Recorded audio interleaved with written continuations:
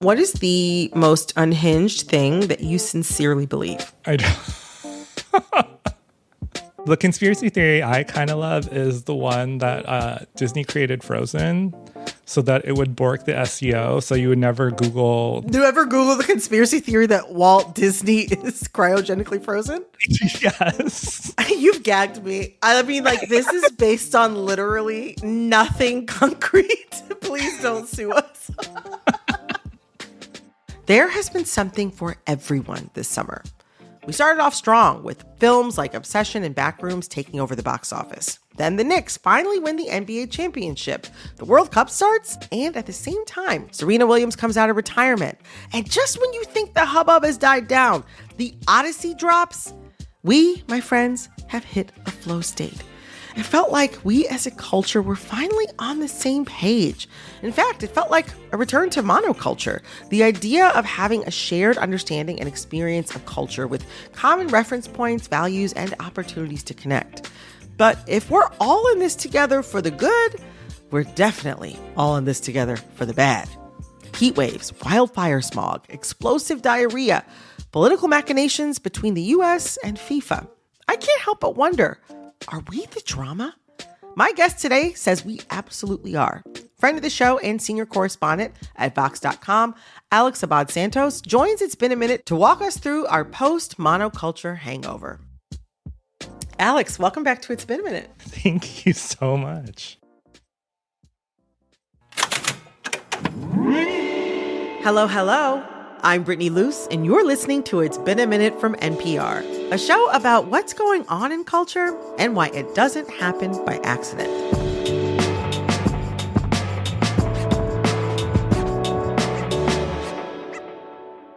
Summer 2026. A lot of people have been saying this is one for the books. They might have started out by saying that for one reason, and we may be ending up saying that for another reason. I will say this summer has had something for literally everybody to enjoy, whether you like Minions or Messi or Madonna. There has been some way for you to feel plugged in this summer. But I want to know, what have been the major highlights of your summer? I would say, well, my highlight was very, very short-lived. It was Serena Williams coming back for one match and then getting injured. So I live for the hype. Sorry. No, like, it was fun. Everyone's like, oh my God, Serena's coming back. What a mystery. And then it was like she was on Wimbledon and then she lost. And it was, what do we do now? I guess World Cup. Okay, listen. Okay, I'm pro World Cup. I'm like not even pro sports. You know what? I should say that because my opinion on sports is like really improved over the past couple of years. No, I've watched X/formerly Twitter, and you're very into sports now. I'm very into sports now. You're I know. I'm like girly. Sporty Spice. I know. And it's like I'd never been that before. I got into the World Cup. And also, I mean, I think all of America got into the World Cup. All of the world. I mean, as it were.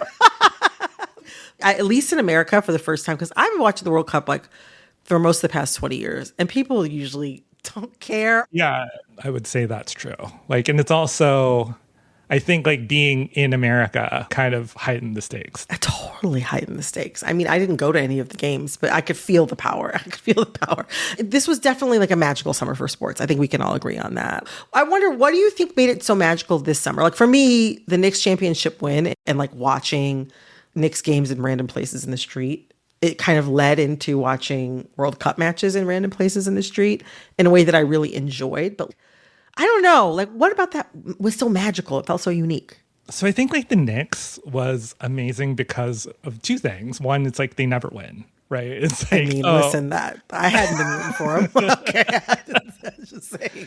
So they never win. And then, but I think one of the things that was so amazing was that you had this comeback. Jalen Brunson going up against, I guess, this archetypal prodigy, Victor Wembanyama, who's like 20 feet tall, yeah. 20 feet tall. They look like they're going to win. They look unbeatable after they beat the Thunder. And then the Knicks go in and just kind of like have that amazing 22-point Zoran Mamdani speech. Tears to our eyes. So they come back and win, and they beat this gigantic French guy. And then all of the Europeans come to America, and they're like, oh my God, it's so hot. And we're just like, ha ha ha. They're like, we love ranch. Yeah, we're used to you now. We know what to do now. It's like, Europeans can't handle America again. Part 2. Part 2. Ooh, that was a good one. There was a lot of cultural, a lot of underdog, a lot of good storylines coming out of it. And then like you had like this like wacky storyline of America and everyone coming to America and experiencing American culture, which is also air conditioning and heat and climate change and smog, but also ranch dressing, the Cheesecake Factory. Lucky's, yeah. Right. I mean, I had to laugh because they were like, wow, the food here is really good. And I'm duh. I mean, like, there's a lot of things that we don't have together over here. But like the food is not one of the problems. That's never been one of the problems ever. Right. Ever. Well, also like I think like when you say that like our problems quotation mark, right? Like it's always been to separate art from artists. Like this is America's cool stuff this year, cooler than the not so great stuff. Yeah. into the World Cup. It's interesting that sort of America 250 was like the backdrop for all of this. I totally forgot because the World Cup felt to me in some ways like the real America 250. All of these people coming to America and being like, wow, I can cool down indoors. I can go to Chili's. I get free refills. What's better than this? That to me felt the real America 250 actually being celebrated as we are, as opposed to sort of like this other weird thing that I'm not sure is even real. We're rarely like ever in the presence of people being, oh my gosh, America's cool, and then posting it on TikTok, right? Like we're not really looking for that on TikTok, and we're not looking for that on Instagram. Like we're all like, as Americans, we never really get like a reflection of the jokey novelty parts of our culture. Yeah. That we've gotten so used to. So it's like with fresh European eyes, they're just, oh my God, why are we getting refills at the Cheesecake Factory? Why are these glasses so big? I can really drink Diet Coke after Diet Coke, and you're like, yeah, that's amazing, right? And isn't it good with ice in it, right? It's so good. Isn't that good? And air conditioning? Exactly. I also like too, I felt like the things that were appealing to them are like not the things that I feel like we're touting. And I say this as someone who's from mall country. Heavy, has worked at the mall, has shopped at many a mall.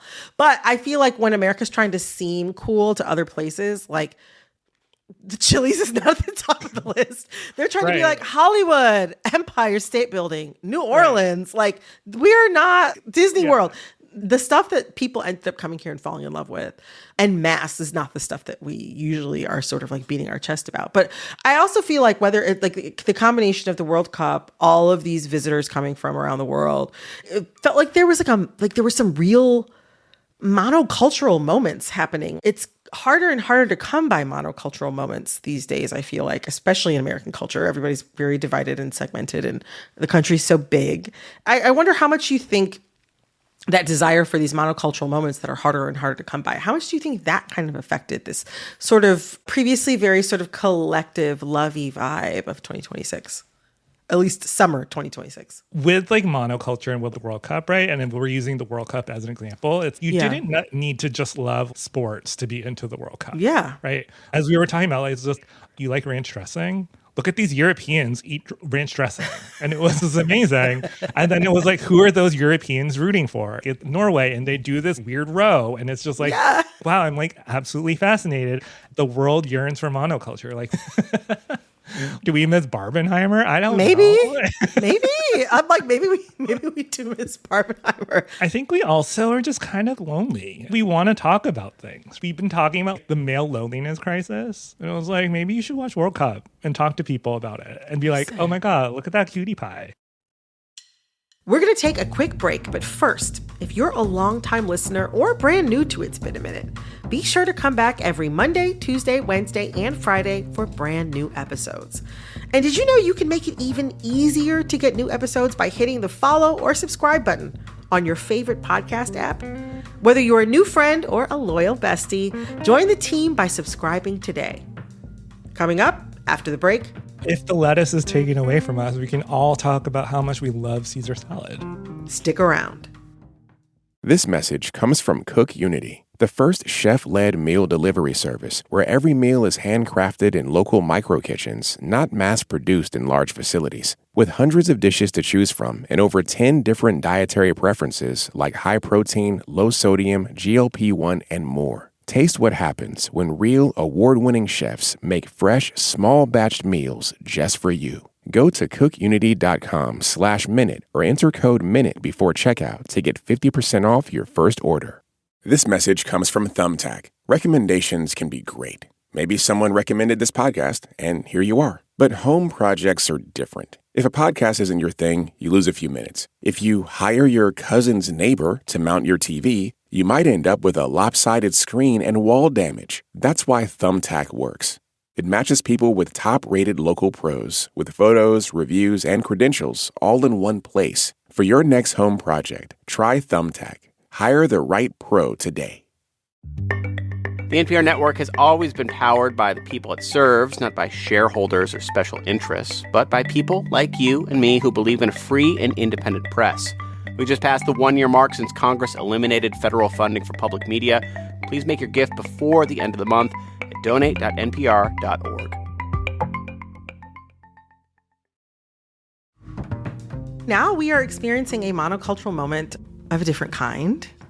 As the World Cup was winding down, a cyclospora outbreak was gaining speed. I mean, as of this conversation, I have not had salad in weeks. But I don't know. I mean, you say, though, it's not just the lettuce that began to sour this summer. I wonder, when did you see the tide turning away from sort of this moment of collective joy toward whatever it is that we're in now? If you're following the arc that we've been talking about, like America, where people were like, oh, we don't know how the World Cup's going to be, to, oh my gosh, America's kind of cool, I can get tacos anywhere, to, oh my gosh, America's winning. My theory, and I don't know if there is no scientific basis, but when Donald Trump called FIFA to get the red card overturned. Oh, yeah, for the American player that had been issued a red card, that would mean that he was going to be out for playing the next game. Is that right? He was going to be out. Everyone was just like, I think the U.S. beat Bosnia-Herzegovina, had like their star scorer disqualified. And then all of a sudden on like Sunday night, it was like July 5th. Bleak. That is like it's like right after America 250. 250. They were like, it's actually been overturned, and everyone was just kind of like, well, that kind of was weird. Yeah, because it kind of like ruins the spirit of the competition. You want things to be fair, you want them to feel fair. And then Donald Trump in the morning was just, I gave a call, and then FIFA was, he called me, and I get calls from like rich people all the time. And you're just like, wow, am I watching something super corrupt right now? And it was just like, it's FIFA. There have been documentaries on the topic, I'll say, of corruption within FIFA. I'm not saying this just to be mean to FIFA, but there was a Department of Justice indictment, and there was Human Rights Watch, and there's a lot of stuff that FIFA isn't great about. And it kind of made us remember, wait a minute, maybe we aren't watching like the pure love of the game. All of a sudden it was, oh, here's some diarrhea lettuce. Your salad's tainted. And then diarrhea lettuce in the middle of the summer is like, I mean, like I've been eating bananas, which is like no shade to bananas. It's not my preferred fruit at this time of year. Right. I don't want a wedge salad in the winter. I want a wedge salad right now. Do you know how badly I've wanted a Caesar salad? Oh, I've been losing my mind. I think the scariest part, because they were just like, it's explosive diarrhea. Why does it got to be explosive? I know, it's like, it's uncontrollable. Like I saw it every woman of the news. And she's like, I mean, at one point I had to lay down on the bathroom floor. Yeah. I don't want to deal with that. Why is a taxonomy of this particular bodily function compared to bombs, right? Like, why are we... Why didn't you just give us a number? Oh, it's like a 4 on the scale. Like, that sounds much better than, oh, you might die from this lettuce. Right. Which is, I mean, like, that's stressful. It's stressful. Yeah. But I feel like we even, like, recently, I feel like we're given another chance, right? To have a sort of like another shot at, like, regaining our, like, big American monocultural summer with The Odyssey, right? It's this beautiful rendition of an old familiar tale, and I know that I implied in a previous episode of this show that people who bought their tickets to see The Odyssey last summer were thirsty. I did say that. But I stand corrected. I ended up seeing the movie twice the week it came out, happenstance. And one of those times I did see it on 70 millimeter IMAX. Don't come for me in the comments. It really is an incredible experience, actually, to see it. It was really good. Like, I know I called a lot of you thirsty, but I get it now. I get it. As much as people are, like, enjoying this film and are ready to engrave Oscars, most audiences won't see the movie in its intended format because IMAX screens are so rare. And it's still hard in many places to find tickets to see the film during popular times, evenings, weekends. IMAX screenings in so many cities across the country are and have been sold out for a while, like weeks out. What do you think about Odyssey Mania? I wonder, do you think it has the potential to fix what's broken this summer? And have you even been able to see it? Girl, no. No! I was on your boat and I was like, oh, these people are losers. Who's gonna go by? It's next July. I know, how do you know what you're gonna be doing? You could be in Ibiza. You don't know. I started looking for the 70 millimeter on the Upper West Side, which is apparently Mecca for IMAX. It's the biggest IMAX screen in the country. God bless the AMC app, but it was oh, there's one spot and it's a handicap wheelchair spot. And I'm I'm not gonna sit there and take that from someone. Yeah. I finally got a ticket August 17th, 10 a.m. Do not tell my boss that that's a Monday. That's a month after the movie? Yeah, this is what happens. This is what. Wow. But I was going to tell you, all around the country at the same time was Madonna had these pop-up club things. Everyone was can I get a ticket? Can I get a ticket? It is easier to get a Madonna club ticket than it is a center seat at the Odyssey at the Upper West Side 70 millimeter IMAX. I've heard that some people stand outside the screenings with their phones refreshing to see if anybody drops out of the screening, and then they can get into the showing of the film. They have been there in the morning, early morning showings. I heard that there were people flying into New York just to go see the Odyssey on that gigantic IMAX. But I don't know, that sort of scarcity around that feels of a similar type of snafu or fiasco, really, to, Trump intervening with FIFA, or the fact that we can't have salad in the middle of the summer because of this one major produce company that apparently ships lettuce everywhere. Right. And they were it's from Taco Bell. And it was very blame the victim language. And I was what has Taylor Farms done for me that Taco Bell hasn't? It's interesting whether it's Trump's interference in the World Cup or our mega industrialized food system that is perhaps over-reliant on one major produce company, or climate change-induced weather patterns that make us not be able to breathe the air every day, or the fetishized scarcity of the IMAX viewing experience. I mean, I don't know. It seems like summer fun often ends with America's particular way of doing business. I wonder, are we the drama? Are we the problem? I mean, the end to the World Cup and everything that's happened after it is very American. More American than ranch dressing. The whole corruption, and then we couldn't breathe, and then we couldn't eat lettuce, and then we couldn't find the movies. We didn't have things built for the movies. We approached the Odyssey like it was the very first movie that's ever been made.